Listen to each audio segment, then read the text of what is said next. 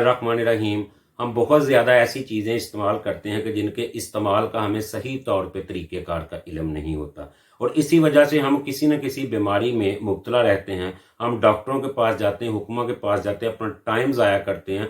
तब भी हम क्या देखते हैं कि हम थोड़ी बहुत खुराक मेडिसिन लेते हैं, अफाका होता है, लेकिन हम सबसे एहतियाती तदाबीर जो है, मैं आपको आज बहुत ज़बरदस्त 8 ऐसी ग़िज़ाएँ बताऊँगा कि जिनके खाने से अगर आप इन 8 चीज़ों का इस्तेमाल ऐसे करते हैं कि इस ग़िज़ा के बाद इसको खाते हैं, तो आपका ज़िंदगी भर मैदा ठीक नहीं होगा। अगर आप इस पे अमल करेंगे, आपको मैदे की किसी किस्म की दवाई की ज़रूरत नहीं पड़ेगी। आप अपने आप को तंदुरुस्त तवाना फ़ील करेंगे। आपको मैदे के अंदर बदबूदार गैस, आपके मैदे के अंदर जलन, मैदे के अंदर दर्द, दर्द कुलंज, या खुदा न खास्ता इन चीज़ों की वजह से आपको हैज़े का इशू, आपको इसके साथ-साथ दर्द कुलंज का, जहाँ आपको फालज का अटैक भी हो सकता है। तो सबसे पहले पॉइंट की तरफ चलते हैं कि सबसे पहले आपने मूली, दही और पनीर एक साथ कभी नहीं खाना।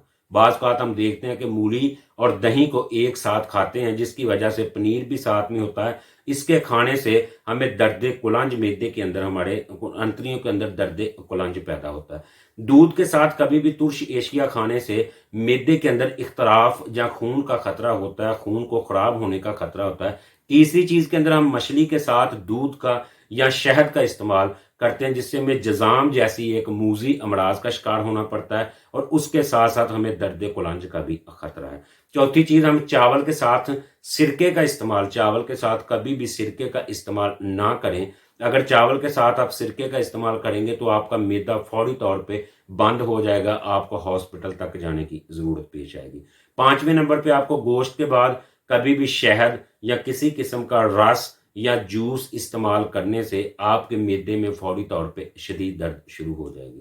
केले के साथ आपने कभी भी लस्सी नहीं इस्तेमाल करनी। केले के साथ लस्सी पीने से मैदे के अंदर शदीद दर्द या फौरी तौर पे हैज़े की शिकायत हो सकती है। शहद और घी को एक साथ खाने से आपको फौरी तौर पे फालज का पैरालिसिस अटैक हो सकता है। इसीलिए आपने शहद और घी को कभी भी एक साथ इस्तेमाल नहीं करना। लहसुन, शहद और इसके साथ खरबूजे से, इन तीनों चीज़ों का आप फौरी तौर पे इस्तेमाल करेंगे तो आपके मैदे के ऊपर भारीपन, दबाव या मैदे के ऊपर शदीद किस्म का दर्द शुरू हो जाएगा।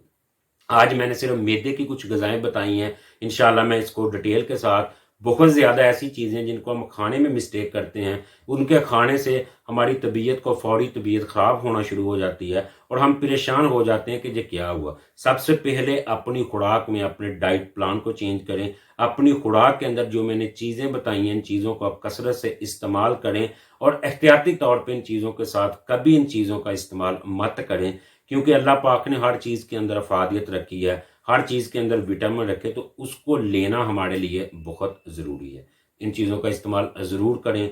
दुआओं में याद रखें। अस्सलाम वालेकुम व रहमतुल्लाहि व बरकातहू।